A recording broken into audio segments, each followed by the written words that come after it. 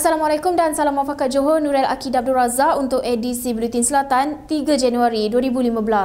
Tanggal 12 Rabiul Awal merupakan satu tarikh keramat dalam sejarah umat Islam di seluruh dunia. Di Johor, lebih 20,000 warga Johor Bahru berarak sempena sambutan Maulidur Rasul peringkat negeri dari tangga Istana Besar Johor Bahru sehingga ke Masjid Sultan Abu Bakar awal pagi tadi. Perpaduan Nadi Transformasi Negara dipilih sebagai tema sambutan Maulidur Rasul 1436 Hijrah. Perarakan bermula pada pukul 8 pagi yang diketuai Sultan Johor Sultan Ibrahim Ibni Almarhum Sultan Iskandar, Tunku Mahkota Johor Tunku Ismail Sultan Ibrahim, Menteri Besar Datuk Seri Muhammad Khalid Nordin dan Barisan Esko Kerajaan Negeri. Perarakan turut melibatkan beberapa kontingen antaranya agensi kerajaan, pertubuhan bukan kerajaan NGO dan pelajar sekolah.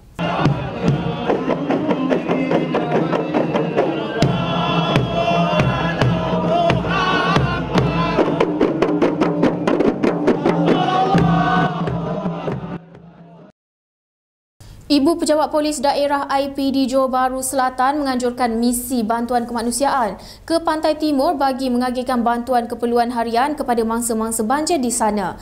Menurut Ketua Polis Daerah Johor Bahru Selatan ACP Sulaiman Saleh, barangan bantuan tersebut merupakan hasil sumbangan daripada masyarakat setempat dan badan-badan bukan kerajaan NGO.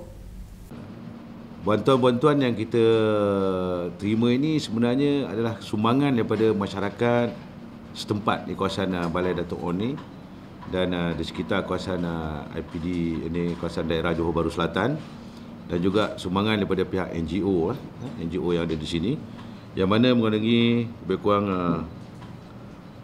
bantuan barang keperluan asas seperti beras, gula, garam, minyak masak, susu pekat, air minuman dan bentuk makanan. Beliau berkata demikian ketika sidang media pada majlis pelepasan misi bantuan kemanusiaan ke Pantai Timur di Balai Polis Datuk On Johor Bahru. Bantuan merangkumi 10 tan beras, 1 tan gula, 200 kg garam, 1 tan minyak masak, 1000 tin susu pekat, 1000 tin sardin dan 1000 kotak air minuman yang disumbangkan pelbagai pertubuhan badan bukan kerajaan, orang awam serta anggota polis. Misi bantuan ke Pantai Timur tersebut melibatkan 4 buah lori, 8 buah pacuan 4 roda, 6 buah kereta dan 4 buah motosikal berkuasa tinggi. Selain itu, jangka masa yang diambil untuk misi tersebut lebih kurang 4 hari bermula semalam sehingga selesai pengagihan bantuan yang melibatkan 10 anggota polis dari IPD Johor Bahru Selatan. Polis melepaskan 2 das tembakan ke arah sebuah kereta jenis Volkswagen yang dipandu secara melulu sebelum menahan seorang lelaki dipercayai terbabit dalam kes pecah rumah di Jalan Kebun Teh semalam. Ketua Polis Daerah Johor Bahru Selatan ACP Sulaiman Saleh berkata, anggota polis cegah jenayah yang sedang menjalankan operasi terserempak dengan sebuah kenderaan yang mencurigakan pada pukul 6.30 pagi. Kita telah cuba menghampiri kereta tu, yang seorang berada di luar kereta dan seorang berada dalam keadaan kereta. Bila dia menyedari tentang kehadiran pasukan polis, satu kereta ni, pemandu kereta telah menghidupkannya dan terus mengunduk untuk melanggar anggota polis, anggota tim ninja tadi. Dan telah melanggar 2 buah motosikal yang sedang ditunggang oleh anggota sempat melompat dan salah satu kereta tu langgar motosikal, terbakar enjin motosikal anggota kita. Dan pada waktu itu anggota kita terpaksa dalam keadaan terdesak, dalam keadaan untuk mempertahankan nyawa dan diri dia terpaksa melepaskan 2 das tembakan. Beliau berkata demikian selepas merasmikan misi menghantar bantuan untuk mangsa banjir ke Pantai Timur di Balai Polis Bandar Datuk On. Menurutnya, suspek yang berada di dalam kereta dapat melarikan diri, manakala yang di luar kereta yang berusia lingkungan 20-an berjaya ditahan. Suspek yang ditahan mempunyai 4 rekod jenayah lampau berkaitan kes pecah rumah.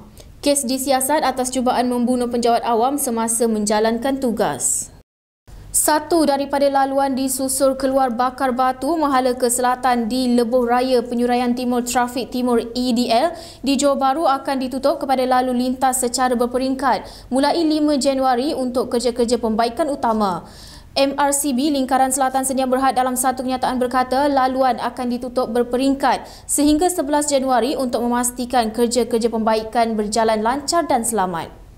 Menurut kenyataan itu, persefahaman dan kerjasama pengguna semasa penutupan laluan amatlah dihargai.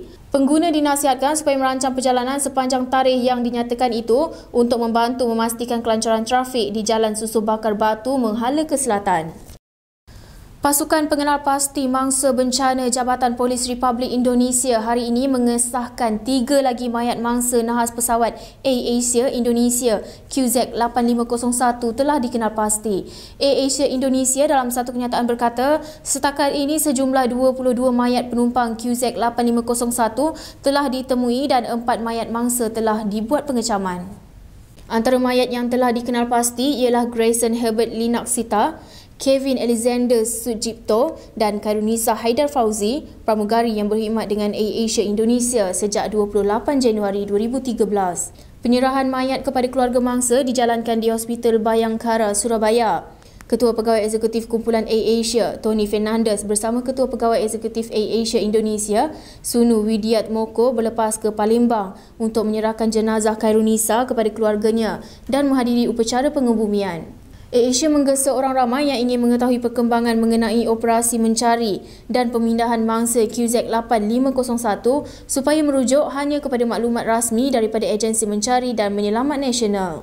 Pesawat AirAsia Indonesia penerbangan QZ8501 hilang daripada imbasan radar pada 28 Disember lepas semasa dalam penerbangan dari Surabaya, Indonesia ke Singapura bersama 155 penumpang dan 7 anak kapal. Seterusnya kita ke laporan sukan untuk Arena Selatan bersama wartawan kami Arif Ani.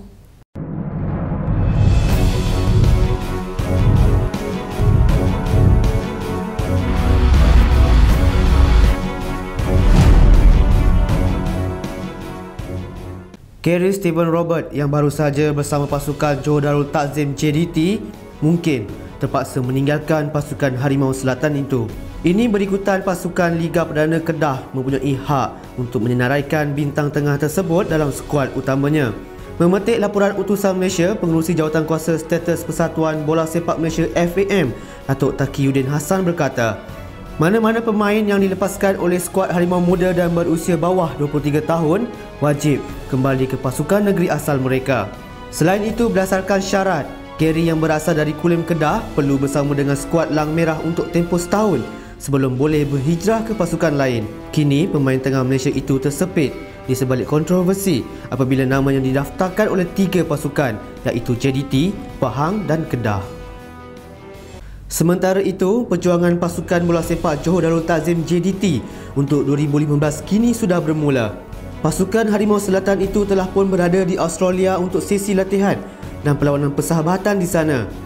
Memetik laporan Johor Southern Tiger, latihan dan perlawanan tersebut merupakan antara persiapan pasukan ke dalam Bojan Hodak bagi menghadapi saingan Liga Malaysia. Perlawanan persahabatan bakal berlangsung pada 8 dan 9 Januari ini di St. George Stadium. Terdahulu, Presiden Persatuan Bola Sepak Negeri Johor PBNJ, Tunku Ismail Sultan Ibrahim turut melahirkan harapan agar semua pemain dapat mengambil kesempatan untuk menimba pengalaman berlatih dan bermain bersama kelab di sana sebagai persediaan untuk musim ini. Tunku Ismail turut menyatakan sasarannya untuk pasukan JDT menjadi juara Liga Super 2015.